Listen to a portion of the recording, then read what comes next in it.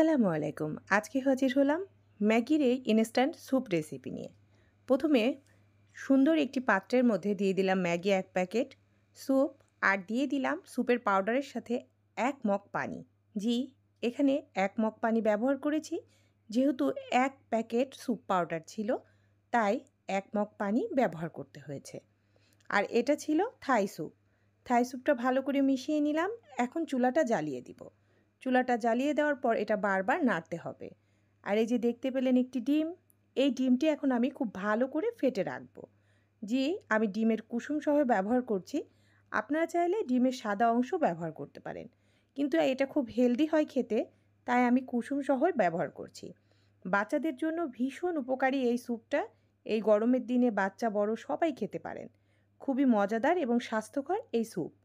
তো ইনস্ট্যান্ট বানানো যায় স্যুপ পাউডার দিয়ে, তাই আজকে আমি আপনাদের সাথে একটু শেয়ার করছি। দেখুন স্যুপটা খুব ভালোভাবে ফুটে উঠেছে পাউডারটা পানির সাথে মেশানোর কারণে। এখন আমি এখানে দিয়ে দিব একটুখানি, বলতে পারেন ১ চা চামচের ৪ ভাগের ১ ভাগ দিয়ে দিলাম গোলমরিচ গুঁড়া। আর এই যে দেখতে পাচ্ছেন, এটা হচ্ছে টমেটো সস। এটা আমি একটু বেশ পরিমাণে দিব। আর এটা নতুন বোতল তো বের করতে একটু কষ্ট হচ্ছিল। তো যাই হোক, আমি কিন্তু অনেকখানি টমেটো সস দিয়েছি। আপনারা আপনাদের আন্দাজ অনুযায়ী দিবেন। যেহেতু আমাদের সবাই সস দিয়ে খেতে বেশি পছন্দ করে, তাই একটু বেশি করে সস দিয়েছি। এখন এটা খুব ভালোভাবে মিক্সড করে নিব। আর এটা নাড়তে থাকতে হবে যাতে এটা দলা দলা না থাকে আর খুব ভালোভাবে মিশে যায়। এ পর্যায়ে এসে দিয়ে দিব ডিম। এটা কিন্তু খুব ঝটপট রান্না হয়। আর ডিমটা দেওয়ার জন্য ডিমটা প্রথমে ফেটে রেখেছিলাম, এখন একটু আবার ফেটে নিলাম। আর ডিমটা যখন দিব তখন কিন্তু চুলার আঁচ কমিয়ে রাখবো। আর ডিমটা দিয়ে বারবার নাড়তে হবে যাতে ডিমটা দলা না হয়ে যায়, জমে না যায়। আর এটা হতে মাত্র ৩ মিনিটের মতো সময় লেগেছে আমার। আর খুবই ঝটপট রান্না করেছি। খুবই মজার রেসিপি একটা। অবশ্যই বাসায় ট্রাই করতে পারেন, নিজেরাও খেতে পারেন, বাচ্চাদেরকেও দিতে পারেন।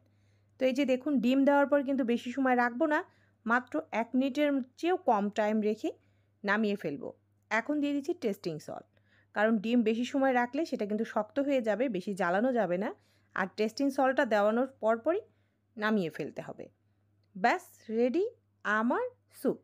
এই যে স্যুপ দেখুন, আপনাদের সাথে শেয়ার করছি। খুবই মজা খেতে, খুবই ইয়াম্মি হয় এবং খুবই স্বাস্থ্যকর।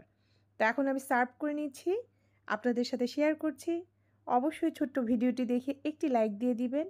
আর কেমন লাগলো ইনস্ট্যান্ট স্যুপ রেসিপি অবশ্যই একটি কমেন্টে জানাতে পারেন। তা আমি সুমি এখন বিদায় নিয়ে নিচ্ছি। আল্লাহ হাফেজ। আসসালামু আলাইকুম।